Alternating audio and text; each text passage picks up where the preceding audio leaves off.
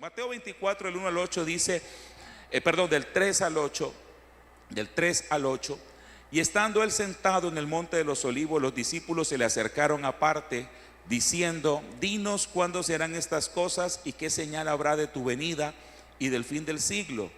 Respondiendo Jesús les dijo, mirad que nadie os engañe, porque vendrán muchos en mi nombre diciendo yo soy el Cristo, y a muchos engañarán, y oiréis de guerras y rumores de guerras.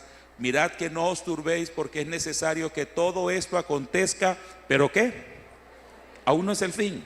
Porque se levantará nación contra nación, reino contra reino, habrá pestes y hambres, terremotos en diferentes lugares, y todo esto será principio de dolores. De lo que ya hablamos hace 8 días, no vamos a hablar hoy, ¿sí? Vamos a enfocarnos en lo otro. Si usted tiene otras inquietudes, pues véase los temas que hemos compartido en diferentes momentos. Entonces, vamos a hablar de la pregunta. Cuando los discípulos le preguntan al Señor, le preguntan 3 cosas. Le dicen ¿cuándo sucederán estas cosas? Refiriéndose a la destrucción del templo. Luego, ¿qué señal habrá de tu venida?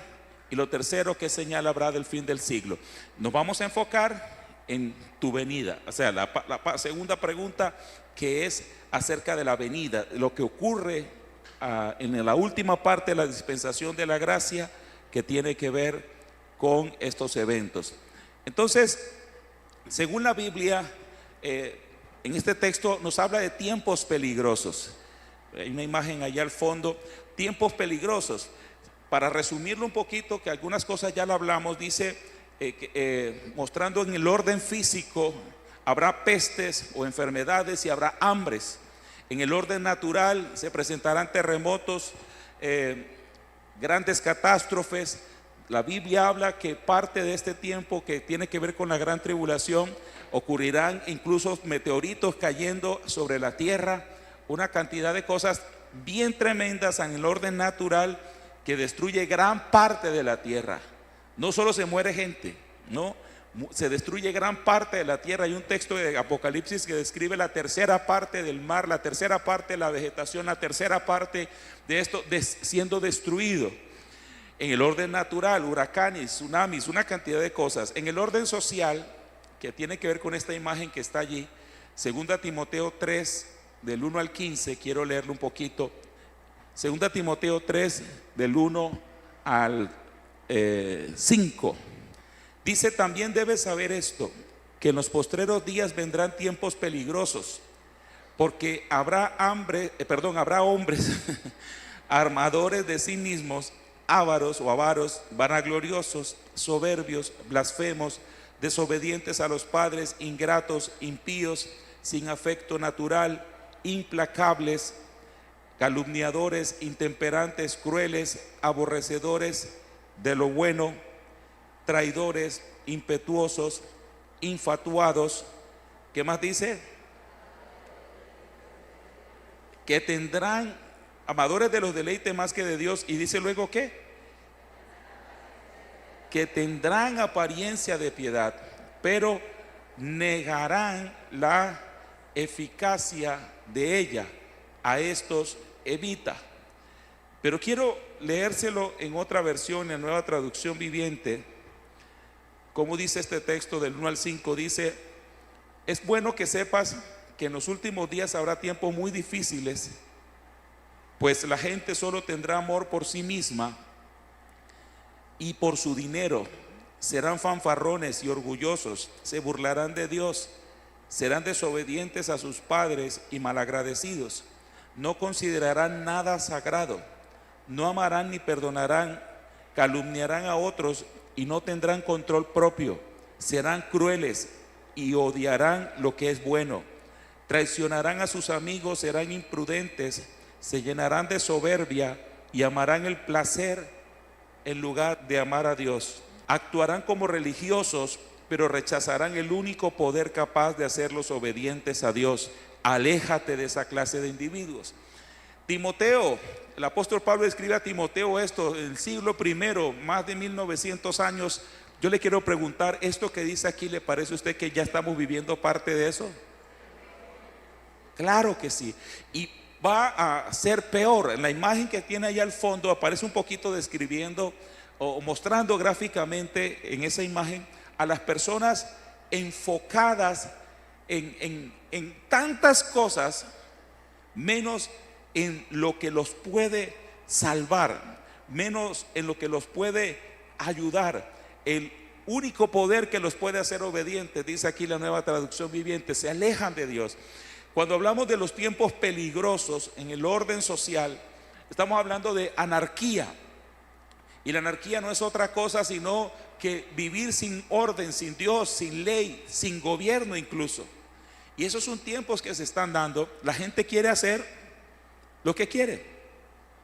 Yo a veces me quedo sorprendido y a veces no sé si seguirme quejando o dejar de quejarme, porque va uno en el carro conduciendo y se supone que usted va en su vía. Cuando va a cruzar, viene alguien cruzando en contravía y otro se está pasando el semáforo en rojo y otro está, o sea, todo el mundo quiere andar por donde quiera, hacer lo que quiera, porque la gente dice yo soy libre, sí, y de ahí viene parte de lo que es la libre personalidad. Yo soy libre, yo puedo hacer lo que quiera, pero lo cierto es que no. ¿Por qué no puedo hacer lo que quiera? ¿Qué dice usted?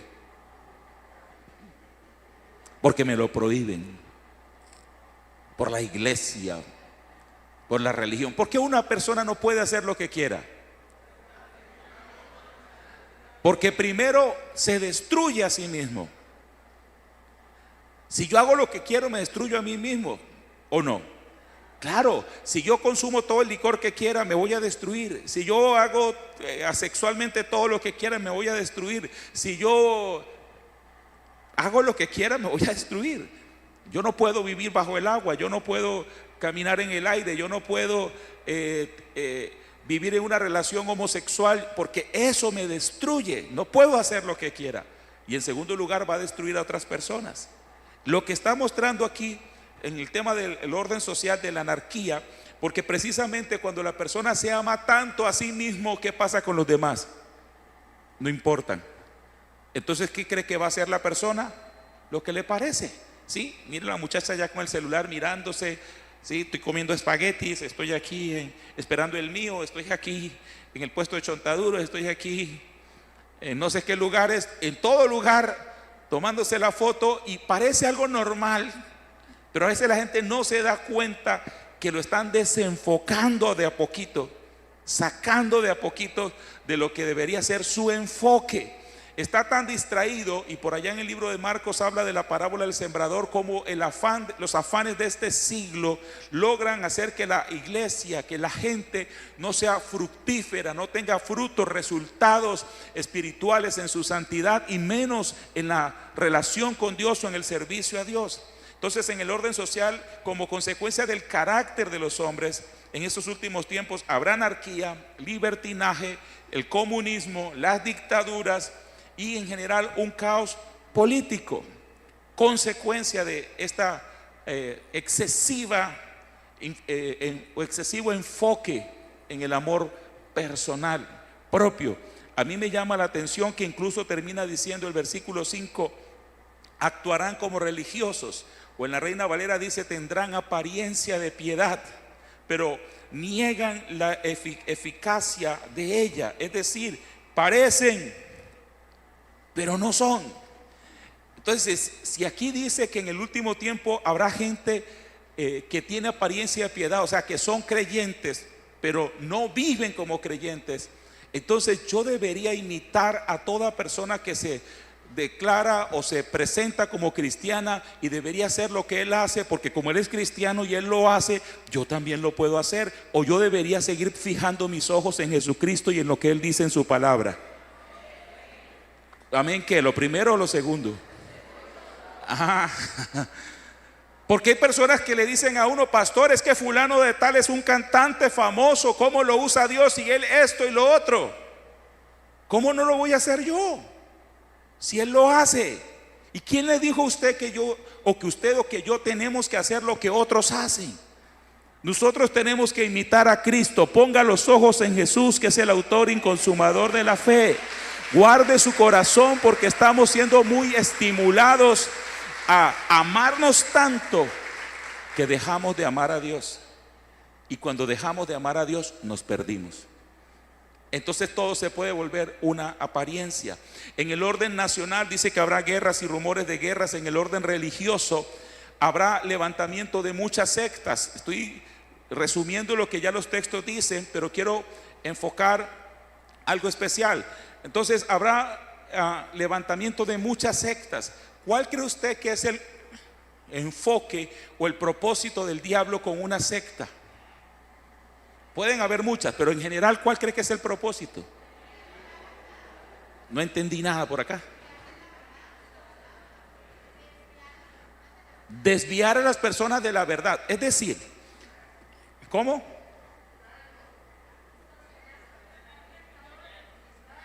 Distraerlos, darle la sensación de que está en la iglesia y que está buscando a Dios, cuando en realidad está perdido. Hay gente que dice, yo voy a la iglesia, y eso como que le da, sí, yo voy a la iglesia. ¿A cuál iglesia? Sí, yo creo en Dios. ¿Y cómo es que tú crees en Dios? Porque en una secta por derecha, a menos que es una secta satánica, en una secta por derecha te hablan de Dios, y la palabra Dios ahí es un término general. Entonces en el nombre de Dios hay gente que una bomba y ¡pum! Y maté un poco de gente.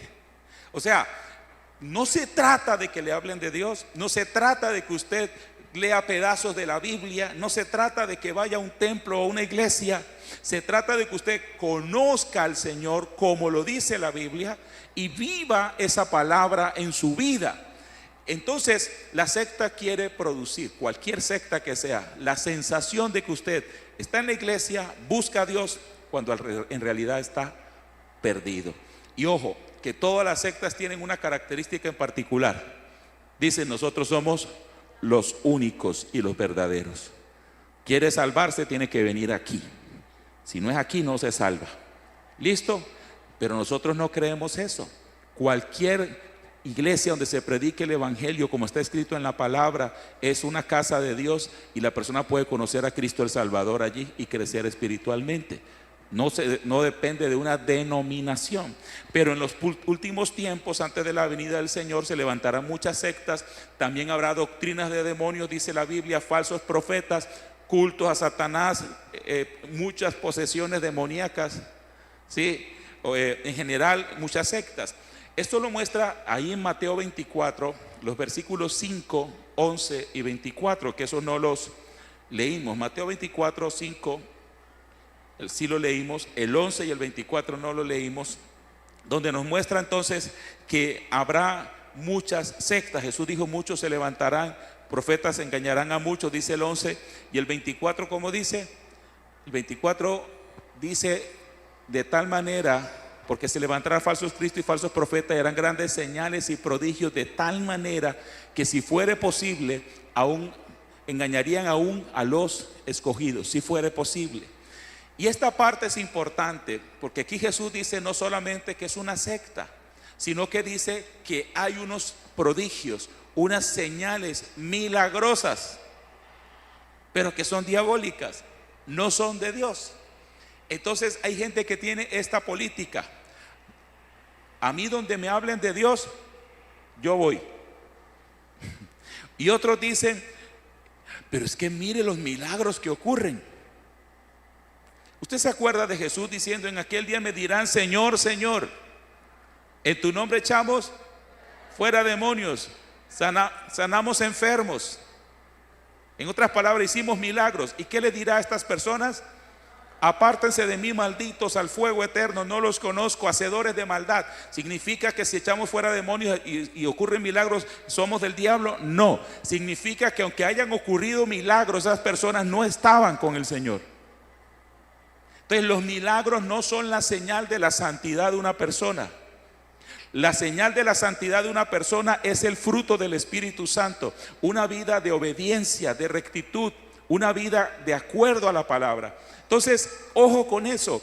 También dice que aumentará la ciencia en Daniel 12, versículo 4. Y cuando habla de la ciencia, habla pues del conocimiento en general. Daniel 12, 4 dice, pero tú, Daniel, cierra las palabras y sella el libro hasta el tiempo del fin. Muchos correrán de aquí para allá, y la ciencia se aumentará. Usted quiere saber acerca de la esteroesclerosis. ¿Qué hace? Google o cualquiera de esos buscadores. De hecho, algunos dicen, si no está en Google, no existe. Sí, aunque hay hombres que dicen, yo no necesito Google, mi esposa lo sabe todo. Pero hay tanto conocimiento al alcance de la mano, de todo tipo de conocimiento, todo lo que a usted se le ocurra. Escríbalo. Y si no está ahí, dentro de poquito lo sube. Hay tanto conocimiento en ese sentido y se han hecho tantos descubrimientos que el corazón del ser humano se ha endurecido. Porque el conocimiento a mucha gente lo ha hecho necio, lo ha convertido en bruto. Espiritualmente, a muchas personas el conocimiento de tantas cosas lo ha endurecido.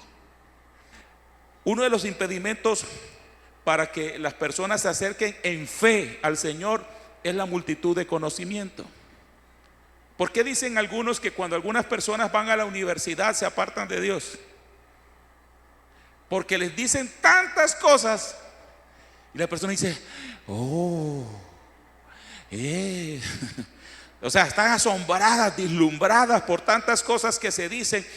Sí, hay unos discursos impresionantes sobre el comunismo, por ejemplo, que la gente dice, esa es la solución. Pues no ha sido. En tantos siglos donde lo han tratado de poner en práctica, no ha sido. Y de eso están llenas muchas universidades. Y de muchas cosas que la gente dice eso. Yo no estoy diciendo que no vaya a la universidad.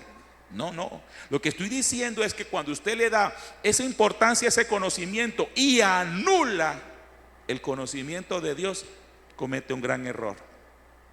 Porque usted puede conocer todo lo que quiera conocer. El paso siguiente es compárelo con la palabra. Y la palabra es el polo a tierra. Si la palabra te dice eso está bien, hágale. Si la palabra te dice no está bien, devuélvete un poquito y mira las cosas con más detenimiento. Porque la gente a veces convierte el conocimiento en su Dios. ¿Sí? De hecho hay gente que afirma esto es así porque en alguna parte lo leí. Y lo afirman. Es así. Eso podríamos decir cuando decimos Dios lo dice. Y uno encuentra en la Biblia las explicaciones de las cosas que Dios dice.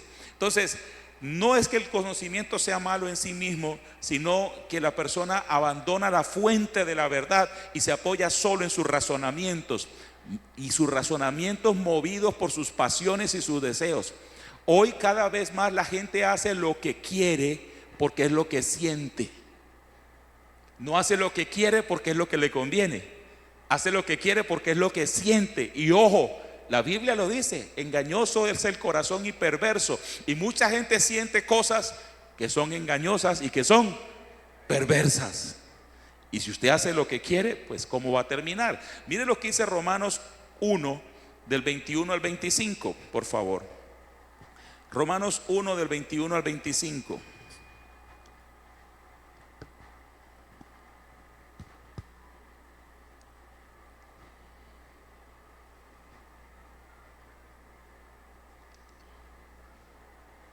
Pues habiendo conocido a Dios, ¿qué fue lo primero que hicieron? No, lo primero que hicieron antes de no glorificarlo fue conocerlo. Ya conocen a Dios. Aquí no está diciendo esto es una persona que no conoce nada de Dios. Habiendo conocido a Dios, no le glorificaron como a Dios, ni le dieron gracias. Y eso está unido a lo que leímos en Timoteo, de que niegan a Dios. Bueno, no le glorificaron como a Dios ni le dieron gracias, sino que se envanecieron en sus razonamientos. ¿En qué se envanecieron? ¿Eso qué significa en español? Obvio, aquí está en español, pero más claro, ¿qué significa? Voy a leérselo en la Nueva Traducción Viviente. Dice, es cierto, ellos conocieron a Dios, pero no quisieron adorarlo como a Dios ni darle gracias. En cambio, comenzaron a inventar ideas necias sobre Dios. Como resultado, la mente les quedó en oscuridad y confusión. Cuando dice que se envanecen en sus razonamientos, es que cuando la persona piensa o descubre algo, y ojo que la misma ciencia, tiempo después, hoy descubren una cosa y tiempo después dicen no era así. Porque una de las características o de los principios de la ciencia es que es la palabra, es prueba y error, pero ¿cómo? Exacto, son hipótesis, prueba y error. Entonces hoy probaron y les resultó, así es. 10 años después probaron y dio error. Pero primero le salió bien, así es. Luego le da error, no, ya no es así. ¿Sí? Entonces algunos fósiles que tenían miles de millones de años ya no tienen tantos, tienen unos miles menos. Pero luego se van a dar cuenta que no eran tan miles, eran menos. El asunto es que la ciencia está muy basada en lo que el mismo ser humano cree. ¿Quién estuvo allá para darse cuenta de que fue así? El creador. Pero los demás, puras ideas, acercamientos, sí, unas ideas que de verdad uno necesita más fe para creer estas ideas evolucionistas que para creer lo que dice la Biblia. Unas cosas que uno dice, ¿de dónde? Pero esto es lo que hace el razonamiento humano. Puede llevar a la persona a envanecerse. ¿Significa que yo no debo razonar? Claro que sí, se lo dije hace un rato. Razone, conozca, pero todo luego sométalo a la palabra. ¿Qué dice Dios? Sí, la Biblia dice, todo me es lícito, pero no todo conviene. Todo me es lícito, pero no todo edifica. Todo lo que usted conozca lo que tenga que conocer, aprenda lo que tenga que aprender, luego vaya a la palabra. ¿Qué dice? ¿Qué dice? Y al final lo que debe determinar lo que usted va a creer es lo que dice el Señor. Ojo con esto que es muy importante. Hay unas personas que tienen cierto temor porque en siglos pasados la iglesia tradicional, que no es la iglesia cristiana sino la iglesia católica, dijo una cantidad de cosas contrariando la ciencia. Y hasta algunos los excomulgaron y mataron, como a Galileo Galilei, porque decían algunas cosas que la iglesia católica tradicional no estaba de acuerdo, que luego probaron que eran verdad. Por ejemplo, la iglesia decía que la tierra era plana, cuando la tierra es más o menos redonda. Pero la Biblia dice, tú estás sentado en la curvatura de la tierra. Curvatura. Ahora, hay cosas que la Biblia dice, pero la Biblia no fue escrita para hacer un libro de explicar ciencia, sino para explicar las cosas importantes que el ser humano debe saber sobre Dios y sobre sí mismo. En todo caso, el aumento de la ciencia logra hacer que las personas se envanezcan en sus razonamientos y terminan haciendo una cantidad de cosas que dañan su propia vida porque se alejan de la fuente de la verdad. Sigo leyendo. Profesando ser sabios, dice el 22, se hicieron necios y cambiaron la gloria del Dios incorruptible en semejanza de imagen de hombre corruptible, de aves, de cuadrúpedos y de reptiles, por lo cual también Dios los entregó a la inmundicia en las concupiscencias de sus corazones. La frase concupiscencia de los corazones, ¿qué es ¿qué? ¿Con qué? Concupiscencia. Está aquí, está en Santiago. Es el apetito o el deseo de la carne. Mire, en su corazón y en el mío hay unos deseos increíbles, fuertes, de cosas incorrectas, pero que se sienten como cosas correctas. Entonces es cuando la Biblia dice que no todo es bueno y que no todo edifica, pero ojo, lo sientes como algo bueno. ¿Usted por qué cree que una persona se mete en una relación de adulterio? ¿Porque le parece malo? ¿Porque le parece, ay, yo con ella siento unas cosas que con mi esposa hace rato que no siento? ¿Qué le pasó, Claudia? Es que yo con él, es que yo... Y la persona siente unas cosas, entonces al final en su mente viene una idea: esto es bueno, ¿por qué no? Ojo con esa parte. Su razonamiento lo enloquece. Al fin y al cabo, yo cómo me voy a amargar la vida al lado de una mujer que no es atenta, y eso sí, ahí viene la lista de todo lo malo que ella es. Y luego se va. Y luego termina diciendo, no, esta tampoco era. Es que ese es el problema del corazón humano. Ese es el problema. Cuando la persona se deja llevar por sus razonamientos, comete demasiados errores. Cuando una persona se deja guiar por el Señor, camina en la luz. Lámpara es a mis pies tu palabra y lumbrera mi camino. Si tú caminas como dice Dios en su palabra, no te vas a tropezar, no te vas a caer al hoyo, no te vas a perder. El Señor guiará tu camino de aquí hasta la eternidad. No se deje llevar por su razonamiento. Mire la palabra, porque se puede confundir.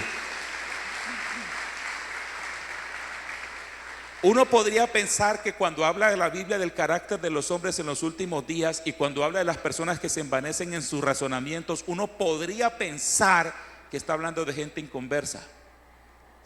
Pero este texto de Romanos dice, habiendo conocido a Dios, no le glorificaron como a Dios. No, pues sí, no, eso no es Dios, eso es una cosa que alguien se inventó. Y ahí le abren su corazón a cualquier cosa que le diga, a cualquier conocimiento. Enfoquémonos ahora entonces, después de estos últimos tiempos y señales que habrán, en el arrebatamiento de la iglesia. Primero los Tesalonicenses 4 del 16 al 17. Tranquilo que yo sé que hoy no es ayuno y no vamos a ir hasta las 12. Hoy vamos a la hora que es. Primera Tesalonicenses 4 del 16 al 17. El Señor mismo con voz de mando, con voz de arcángel y con trompeta de Dios descenderá del cielo y los muertos en Cristo resucitarán primero. Luego nosotros los que vivimos, los que hayamos quedado, seremos arrebatados juntamente con ellos en las nubes para recibir al Señor en el aire y así estaremos siempre con el Señor. Hay una imagen allí del arrebatamiento al fondo. El arrebatamiento de la iglesia. ¿Por qué se le llama arrebatamiento? Porque la Biblia lo llama arrebatamiento. Ahí dice, seremos arrebatados. No es el concepto que algunos tienen de arrebatado. Es que es arrebatado. Arrebatados, la palabra arpazo o rapto también se le llama, significa la manera rápida en que serán llevados. Por eso le llama rapto o arrebatamiento, porque es algo muy rápido. Ocurrirá muy rápido. Vamos a mirar varias cosas sobre esto. Seguramente usted conoce del tema, pero vamos a ir aclarando cositas. El arrebatamiento, como aparece allí, es la primera manifestación del Señor al final de la dispensación de la gracia. Y digo la primera manifestación del Señor porque hay una segunda manifestación del Señor al final de la dispensación de la gracia que se llama la segunda venida de Cristo. El arrebatamiento de la iglesia y la segunda venida de Cristo son dos cosas diferentes. Algunos la enseñan diciendo la venida de Cristo se da en dos partes, arrebatamiento y segunda venida. Pues nosotros lo enseñamos diciendo el arrebatamiento y la segunda venida como dos eventos diferentes porque son dos eventos distintos que ocurren en momentos diferentes y de manera distinta. Entonces es la primera manifestación. Mateo 24 del 26 al 27 dice así que si os dijeren, mirad, está en el desierto, no salgáis, o mirad, está en los aposentos, no lo creáis. ¿Por qué? Porque como el relámpago que sale del oriente y se muestra hasta el occidente, así será también la venida del Hijo del Hombre. ¿Alguna vez ha visto un relámpago? ¿Ha visto un relámpago alguna vez? ¿Cómo es? Un rayo. Puede ser así, puede ser así, puede ser así. Pero usted lo mira ahí, 10 minutos el relámpago ahí. No confunda el relámpago con el trueno, ¿no? ¿Qué es el trueno? Es el sonido. Y el relámpago es la luz, ¿cierto? ¿Y cómo es un relámpago normalmente? Rápido. Rápido. A veces voy con mi esposa y un relámpago, hay unos relámpagos, uno ve unas cosas así. Y dice, mira, ya se fue. Sí, porque uno lo alcanza a ver porque está mirando y cuando dice, mire, ya se fue. Lo que está diciendo el texto aquí, cuando habla acerca del arrebatamiento, es precisamente porque esto es usado como parte de las falsas doctrinas. Hay ya diferentes sectas que afirman que Jesucristo ya vino por la iglesia. Ya Cristo vino. Según la Watchtower o la Asociación de los Testigos de Jehová, Cristo ya vino y está reinando en el cielo. Entró en el trono del cielo. Según, tantos grupos, Cristo ya vino. Y algunos dicen, allá está, en tal país, en tal ciudad, allá. Y la gente hace las romerías, se dice, las procesiones, van a esos lugares a ver a Cristo.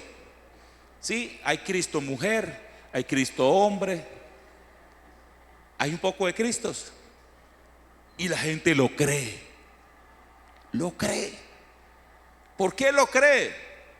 Porque cuando una persona no cree la verdad, sí o sí termina creyendo la mentira. No tiene otra opción. O crees la verdad o crees la mentira, porque no hay una tercera. Entonces, cuando le diga Cristo está en tal parte, no lo crea. Él sí habita en medio nuestro, pero que Cristo está ahí en persona, enseñando, hablando, haciendo milagros, falso. Dice que cuando Él venga por la iglesia será como el relámpago. Es algo muy rápido. Ojo, solo lo verán sus santos. El resto de la humanidad no lo verá. Hablo del arrebatamiento de la iglesia. Será muy rápido. Dice la Biblia de lo rápido que es. ¿Cuántas veces usted ha parpadeado mientras estaba aquí en la iglesia? Inconscientemente. Sí. Una vez vi una escena de una película que decía que el que no parpadeara era la persona que le tocaba hacer algo peligroso, y un hombre empezó a hacer así. No lo quería hacer. Primero a los Corintios 15:52.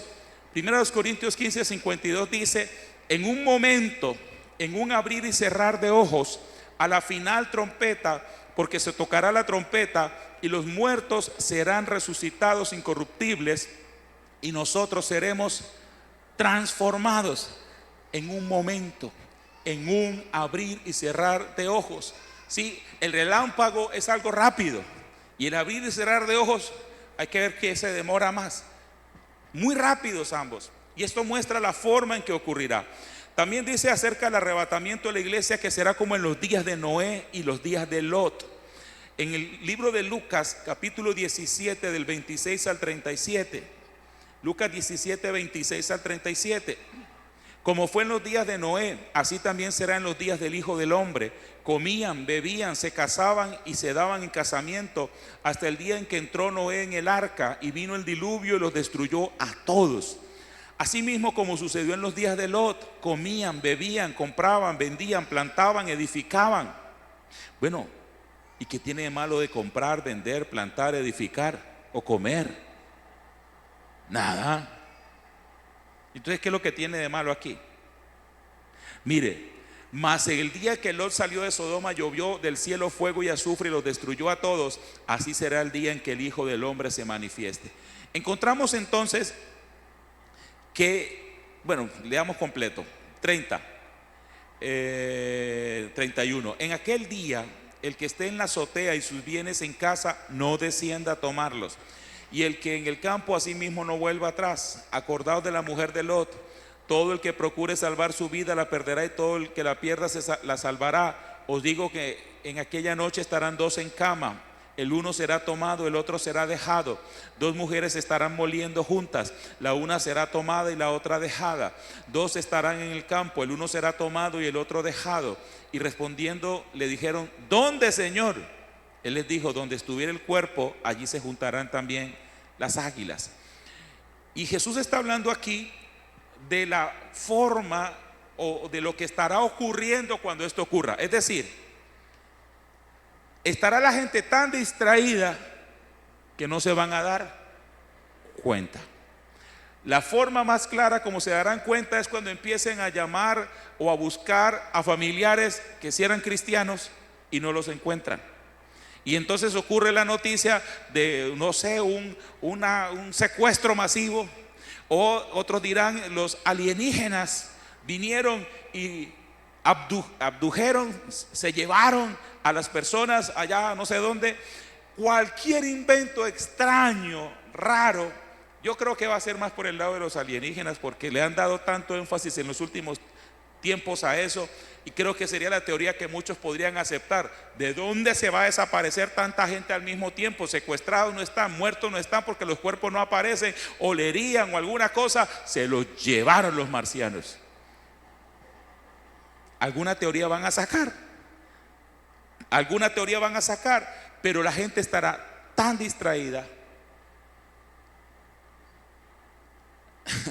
Me acuerdo ahorita, no sé quién fue que contó que se levantó en un encuentro, en un reencuentro, no sé en qué evento estábamos, que se levantó asustada porque pusimos, fue un reencuentro, pusimos una trompeta a sonar por ahí, y la persona se levantó asustada y nos contaba que era en serio, diciendo, vino el Señor, y me quedé. Hay personas que están tan distraídas comprando, vendiendo, comiendo, casándose o asistiendo a los matrimonios. Yo no estoy hablando mal de que vaya a los matrimonios o a las fiestas. ¿Cuál es el problema que Jesús quiere resaltar aquí? La distracción ¿de qué? Pastor, hay que distraerse de uno, tanto estrés, mire el trabajo duro, la vida bien difícil, hay que distraerse. ¿O cuál es la distracción? ¿Cuál es lo que Jesús está enfocando aquí? ¿Qué es? Que la gente está tan ocupada en otras cosas y tan distraídas con ellas que han quitado su mirada de Jesús. Y ojo, las prioridades cambian totalmente. Sí o sí, así preste plata, voy al matrimonio y llevo un regalo. Pero a la iglesia, si me queda tiempo, si no me acosté muy tarde después del matrimonio, y diezmo si me queda. ¿Dónde están las prioridades? No existen. Pero como va a la iglesia, algo por allá en su mente le dice todo está bien. Esa persona no se va con el Señor. Yo no te estoy juzgando. Es más, no sé quién es esa persona aquí. Tal vez seré yo. El asunto es que Jesús dijo, así va a ser. Así va a ser. ¿Cómo estás tú ahorita? ¿Bien enfocado o bien distraído? Dice, uno será tomado y otro será dejado. Algunos dicen el Señor viene por el 50% de la humanidad. No, no es cierto. Cuando dice uno será tomado y otro será dejado, lo que está diciendo es, primero, que no todos se van en el arrebatamiento. ¿Sí?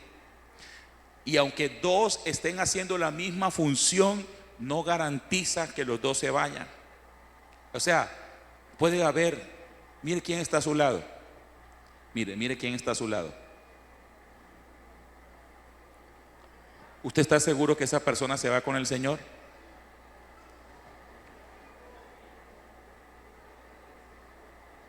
¿Cómo se ve eso en la cara? No hay manera. No hay manera de ver eso en la cara.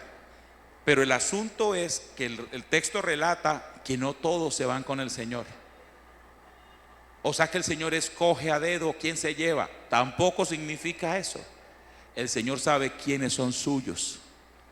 Dice la Biblia, y esta persona que tiene el Espíritu de Dios, porque es hijo de Dios, cuando el Señor venga, lo lleva. El otro se queda. Pero yo estaba ahí al lado de él.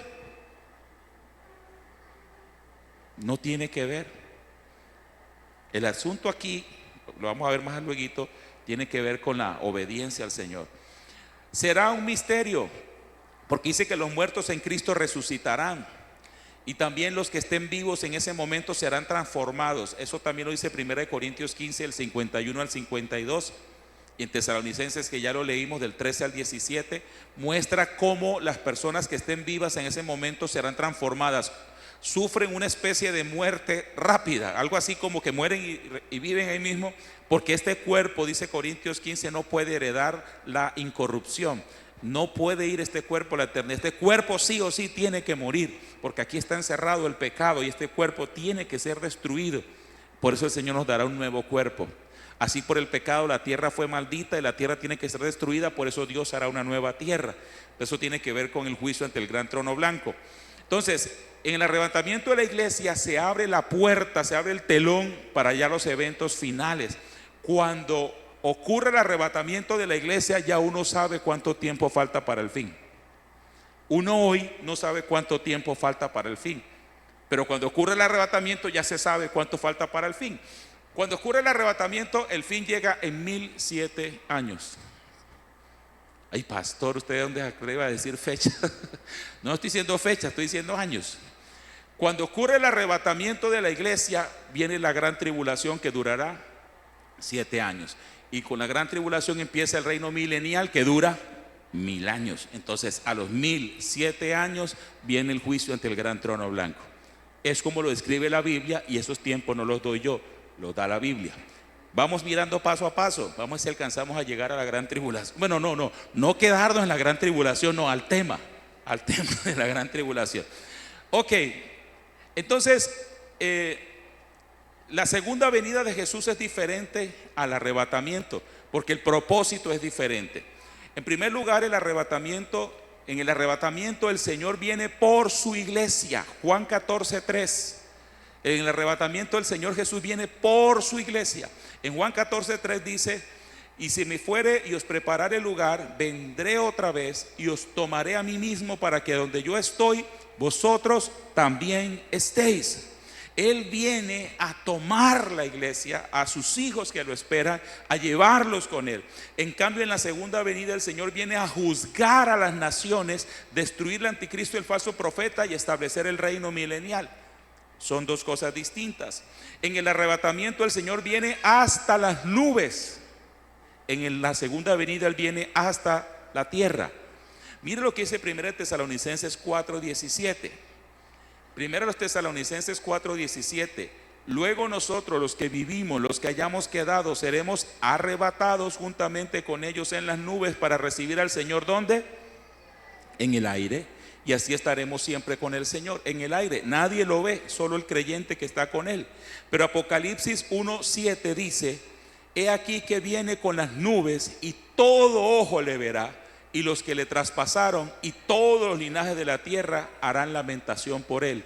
Sí, amén. En el arrebatamiento, en las nubes, solo le ven los creyentes que son arrebatados. En la segunda venida, todo ojo le verá. Cuando el Señor Jesús ascendió a los cielos, en el libro de los Hechos, los discípulos se quedaron mirándolo, y unos ángeles aparecieron diciendo: ¿qué están mirando?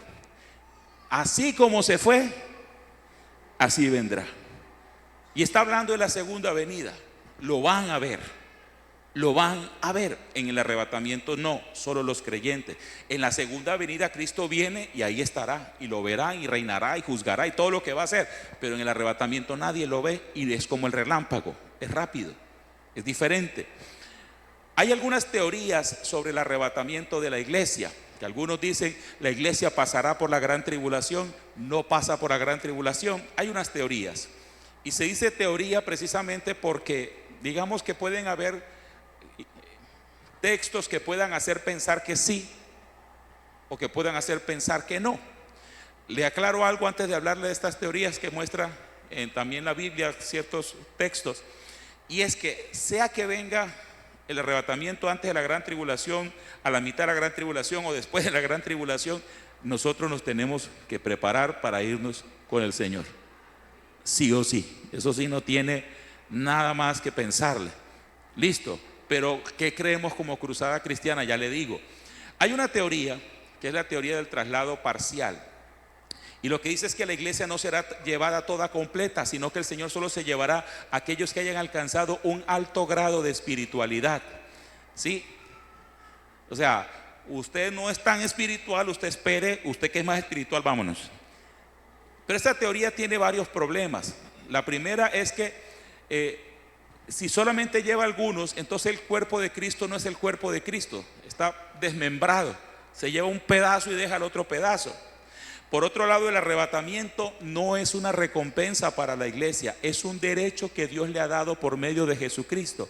Si usted lee Romanos 8:1, dice: no hay condenación para aquel que está en Cristo Jesús.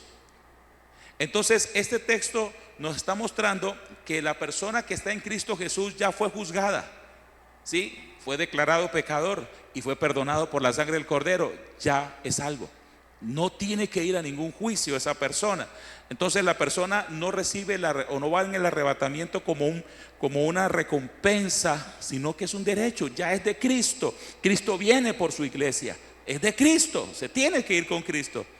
Ahora, las personas que sean, otra dificultad que tiene esta teoría es que las personas que sean arrebatadas en el momento del arrebatamiento, ningún ser humano, ningún creyente estará en un grado de perfección. Nadie. Cuando Cristo venga por la iglesia seguirá siendo una iglesia imperfecta. Y todos seguiremos siendo pecadores. Pero en ese momento que Cristo venga, tenemos que ser pecadores arrepentidos. Y el arrepentido no es el que un día dice me arrepiento. El arrepentido vive arrepentido todos los días. ¿Sí? El arrepentimiento es todos los días. Yo no me arrepentí un día, yo estoy arrepentido todos los días. No quiero volver a lo de atrás nunca. Quiero permanecer en el Señor. Entonces es un error creer que el Señor viene por una iglesia perfecta.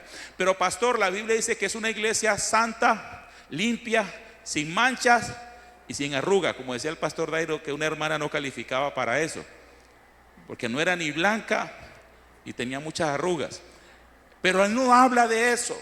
Lo que está diciendo es que una iglesia que ha sido limpiada, que ha sido justificada. Nadie se puede autojustificar, nadie se puede autolimpiar. No existe el ser humano perfecto ni ahora, ni en 20, ni en 50, ni en 100 años. ¿Por qué Jesús viene por una iglesia santa, limpia, sin manchas, sin arrugas? Porque Él mismo la limpia. Eso está escrito en el libro de Efesios, para preparársela a sí mismo, una iglesia que no tuviera mancha, ni arruga, ni cosas semejantes. Entonces es una teoría falsa. La teoría del traslado después de la tribulación, o sea, la teoría que dice que la iglesia pasará por la gran tribulación y al final de la gran tribulación será arrebatada. Esta teoría tiene también varias dificultades. Y la primera, lo que le decía yo de Romanos 8:1, es que la iglesia no tiene que ser juzgada. O sea, la gran tribulación es un proceso de trato de Dios con la humanidad, especialmente con Israel, pero no con la iglesia, no con los creyentes, porque ya los creyentes fueron juzgados en Cristo Jesús, como le decía Romanos 8:1. Pero lo segundo es que hay una diferencia entre Israel y la iglesia. Israel es una cosa y la iglesia es otra cosa. Y aunque al final dice la Biblia que de todos los pueblos Dios hará un solo pueblo, aquí en estos eventos cada cosa funciona por separado. Lo que le quiero decir es que Jeremías 37, hablando de Israel, Jeremías 37 dice: cuán grande es aquel día, tanto que no hay otro semejante a él, tiempo de angustia para la iglesia, pero de ella será librada. Amén. ¿Por qué dice amén? Tiempo de angustia, ¿para quién? Para Jacob. ¿Y quién es Jacob?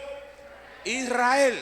La gran tribulación tiene un enfoque, aunque va a ser otras cosas, el enfoque particular de la gran tribulación es Jacob, Israel. Dios se lo dijo a Daniel: un tiempo está destinado sobre tu ciudad, sobre tu pueblo y sobre tu santa ciudad. Las 70 semanas, y la gran tribulación es la última de las 70 semanas, es sobre Israel, por Israel, para que Israel se vuelva a Dios. No es para la iglesia que ya se volvió a Dios. Mateo 24:21 dice: porque habrá entonces gran tribulación, cual no la ha habido desde el principio del mundo hasta ahora, ni la habrá. Entonces resulta que algunas personas dicen que la iglesia pasa por la gran tribulación cuando la iglesia ya ha sido salva en Cristo, y la iglesia no tiene que pasar por este proceso. Por otro lado, los que dicen que la iglesia será arrebatada después de la gran tribulación confunden la tribulación con la gran tribulación. ¿Sí? Mateo 24:9 habla de la tribulación, pero Mateo 24:21 habla de la gran tribulación. Miremos los dos pasajes. Mateo 24:9 dice: entonces os entregarán a tribulación y os matarán, y seréis aborrecidos de todas las gentes por causa de mi nombre. Si usted le preguntara a las personas de Ucrania o a las personas de Israel o Hamas, o de Hamas no, perdón, de Gaza, que si ellos creen que están pasando por el peor periodo de sus vidas, y si lo fueran creyentes, ellos podrían llamarle la gran tribulación a eso. Con todo lo que están viviendo, yo diría, ellos podrían creer que sí. Pero cuando la Biblia habla de la gran tribulación, dice que eso no ha ocurrido. O sea, ninguna cosa terrible, perversa que usted haya visto en la humanidad se compara con lo que será la gran tribulación. De terrible. Pero resulta que otra cosa es una tribulación. Una tribulación, un problema, una angustia, una enfermedad, una muerte, pero no es la gran tribulación. Entonces algunas personas dicen que como estas personas serán entregadas a tribulación, por eso la iglesia pasará por la gran tribulación, pero son dos cosas diferentes. Entonces esos momentos difíciles no se comparan con la gran tribulación. Algo más, la gran tribulación inicia con la manifestación del anticristo. Estamos hablando de los últimos eventos de la dispensación de la gracia. Entonces están esas señales, que es el tiempo que estamos. Luego viene el arrebatamiento de la iglesia, y después del arrebatamiento viene la gran tribulación. Entonces el anticristo se manifiesta precisamente después del arrebatamiento de la iglesia, o mejor dicho, la gran tribulación inicia con la manifestación del anticristo. Cuando el anticristo se manifieste, allí arrancó la gran tribulación. Pero hay algo que dice la Biblia, que el anticristo solo se manifiesta después de que el Espíritu Santo se ha quitado de la tierra. En 2 Tesalonicenses capítulo 2, versículos 6 y 7. 2 Tesalonicenses 2, del 6 al 7. Los que están despiertos digan amén. Está bien. Dice, y ahora vosotros sabéis lo que lo detiene. Perdón, si usted lee desde el versículo 1, ahí está hablando el anticristo. No lo voy a leer pues para no. Bueno, leámoslo. Desde el 1, 2 Tesalonicenses 2:1. El 1 dice, pero con respecto a la venida de nuestro Señor Jesucristo y nuestra reunión con Él, os rogamos, hermanos, que no os dejéis mover fácilmente de vuestro modo de pensar, ni os conturbéis ni por espíritu, ni por palabra, ni por carta, como si fuera nuestra, en el sentido de que el día del Señor está cerca. Nadie os engañe en ninguna manera, porque no vendrá sin que antes venga la apostasía y se manifieste el hombre de pecado, el hijo de perdición, el cual se opone y se levanta contra todo lo que se llama Dios o es objeto de culto, tanto que se sienta en el templo de Dios como Dios, para haciéndose pasar por Dios. ¿No os acordéis que cuando yo estaba con vosotros os decía esto? Y ahora vosotros sabéis lo que lo detiene, a fin de que a su debido tiempo se manifieste, porque ya está en acción el misterio de la iniquidad, solo que hay quien al presente lo detiene, hasta que él a su vez se ha quitado de en medio. Está hablando del anticristo. Empieza hablando de la venida de Cristo. Dice que Cristo no vendrá sin que primero venga la apostasía, y luego el anticristo, y luego sí la segunda venida. Entonces está diciendo que antes de la segunda venida el anticristo, y antes del anticristo la apostasía.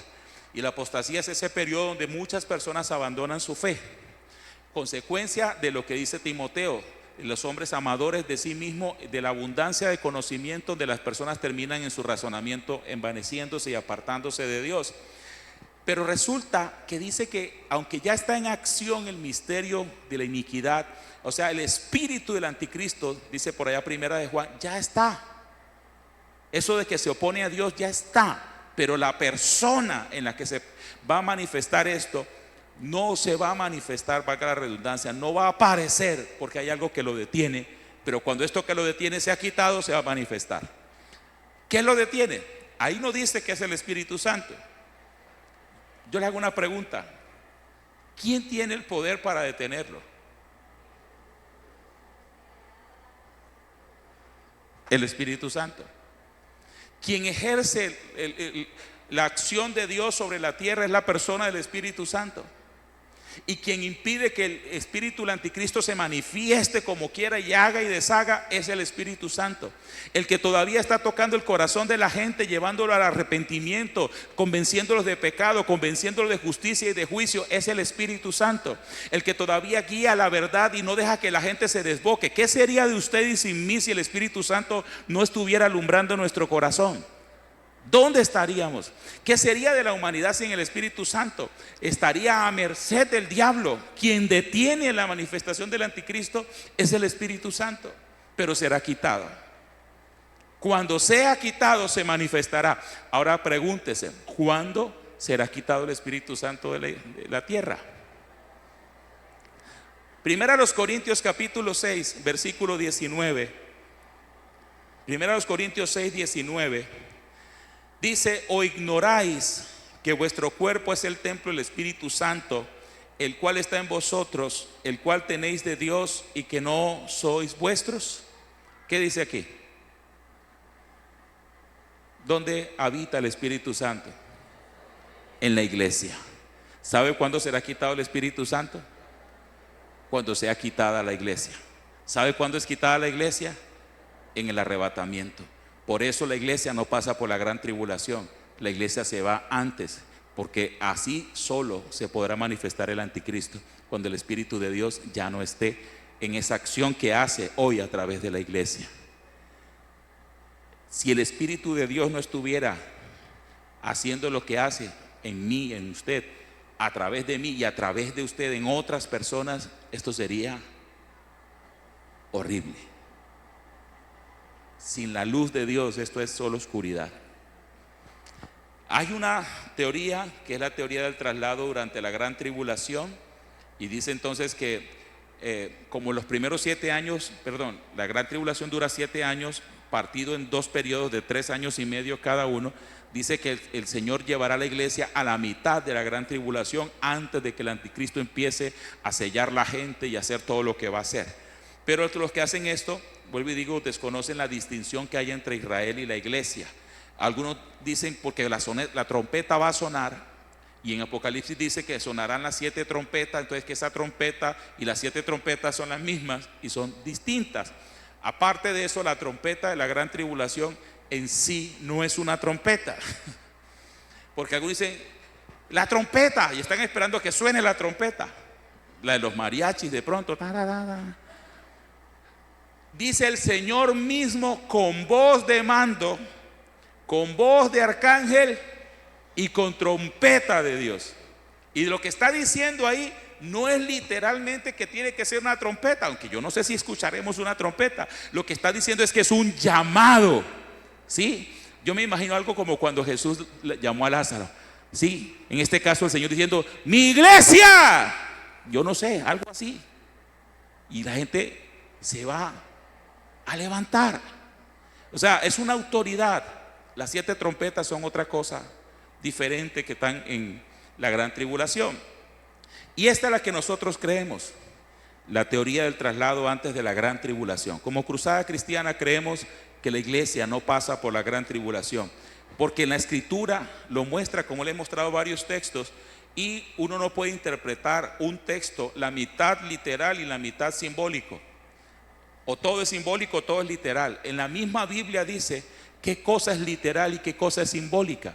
Y entonces yo no puedo mezclar las cosas. Por ejemplo, el Señor Jesús dice: el reino de los cielos es semejante, ¿sí?, a una gran perla que un mercader encontró, no sé qué, un tesoro.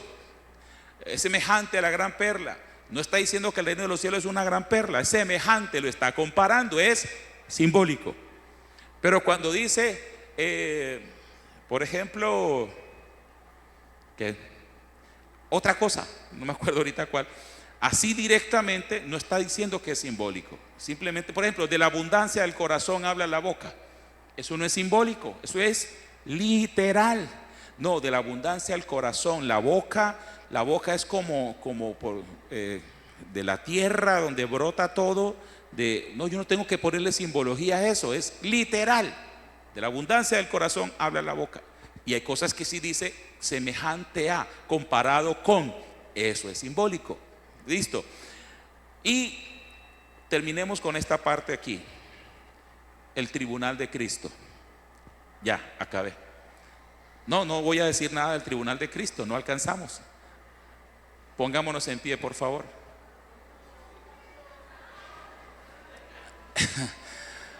Dentro de 8 días no les sé decir, vamos a ver, porque como tenemos el reencuentro estábamos organizados diferentes, pero si vemos la posibilidad, lo hacemos.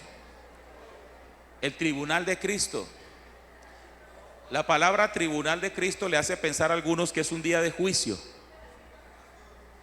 pero no es un juicio. ¿Qué hago? ¿Un pedacito? No, un pedacito, según a los Corintios 5:10, porque es necesario que todos nosotros comparezcamos ante el tribunal de Cristo, para que cada uno reciba según lo que haya hecho mientras estaba en el cuerpo, sea bueno o sea malo. Tribunal de Cristo. El pedacito es que la palabra tribunal es la palabra bimá, que significa el tribunal donde se dan reconocimientos o recompensas. Usted sabe que hay un juez que juzga los delitos y manda a las personas a la cárcel, por ejemplo. Pero hay un juez que juzga cuál fue el equipo que ganó, a quién le da el primer puesto, a quién el segundo y a quién el tercero. Este es un tribunal de recompensas, no es un tribunal de condenación. El tribunal de Cristo, eso le puedo adelantar. Hasta ahí nomás.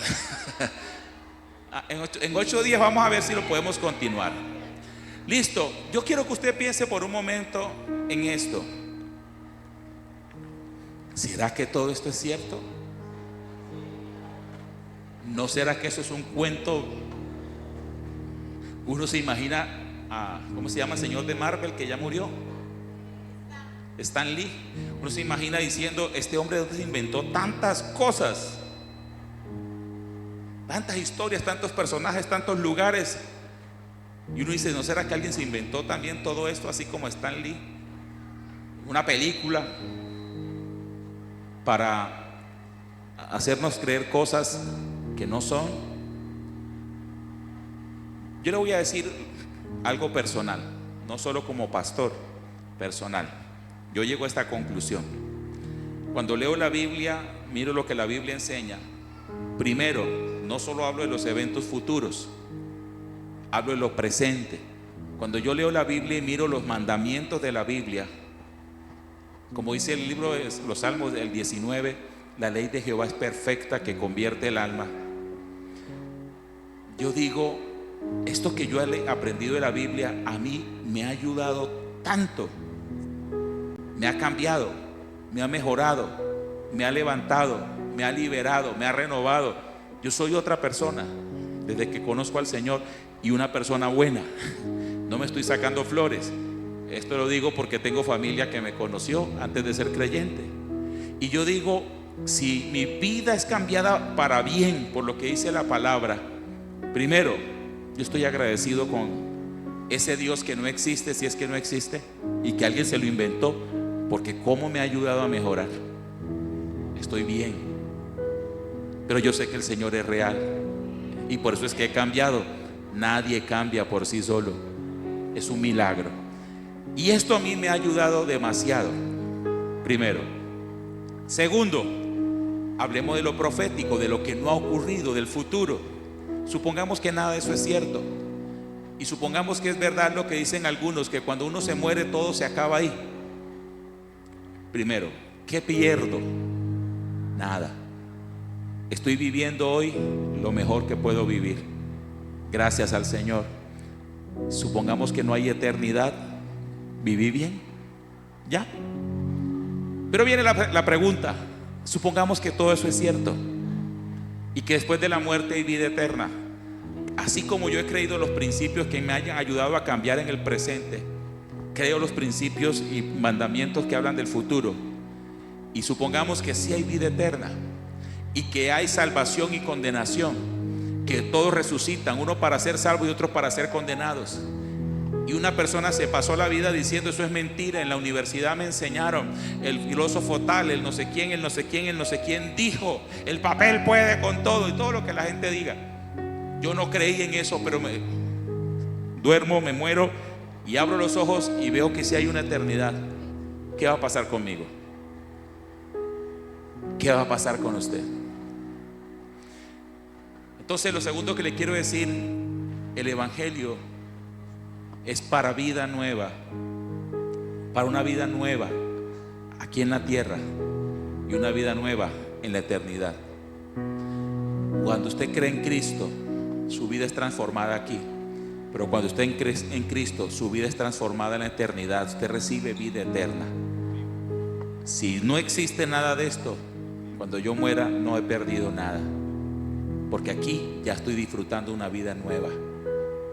Pero esto es cierto, y cuando yo muera y resucite, voy a una eternidad con el Señor, porque Él me perdonó, no por mis méritos. Ahora se lo traslado a usted. ¿Qué piensa usted? Si usted me dice, yo pienso que todo lo que usted dijo es verdad, pastor, entonces la segunda pregunta obligatoria es, ¿usted está viviendo como alguien que cree esa verdad? Porque alguien que cree la verdad de que todo esto va a ocurrir, vive alerta, vive preparado. En algunos textos dice, nadie sabe la hora. Vive con la maleta lista. En cualquier momento me voy. Vive como de día, no como de noche. Es decir, vive obedeciendo la palabra. Entonces, si usted cree esto, hermano, y no está obedeciendo la palabra, no está viviendo la palabra, hermano, ya es hora. Espéreme que yo haga, espéreme que yo arregle, espéreme que yo cambie, espéreme. ¿Quién lo va a esperar? Ahora, el que lo puede cambiar es el Señor. ¿Y por qué le hablo de esto? Simplemente podría decir amén, que siga el resto, porque yo quiero que oremos, porque esto es muy importante. Es su vida aquí y su vida en la eternidad. Las dos las puede perder. Su vida aquí por vivir fuera del Señor, y su vida en la eternidad por vivir fuera del Señor.